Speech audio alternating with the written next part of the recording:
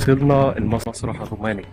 ده يعتبر المسرح الروماني الوحيد الموجود في مصر. ده المكان اللي بيرجع أثره للقرن الرابع الميلادي. اكتشفوه بالصدفة عام 1960 في بعثة بولندية كانت بتدور على الإسكندر الأكبر. استمر الحفر لمدة 30 سنة. كان في جدل كبير عن وظيفة المسرح ده، وكان بيستخدم للتعليم لإلقاء المحاضرات. الطلاب بيبقوا قاعدين وكان بيبقى فيه شخص بيحاضر هنا. وما زالت الحفريات مستمرة للبحث عن مقبرة الإسكندر الأكبر.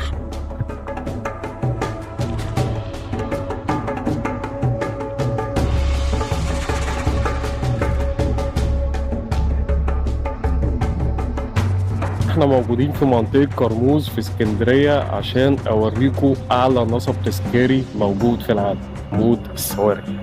هو أثر روماني مصنوع من الحجر الجرانيت الأحمر، طوله 27 متر، وقيمة تخليدا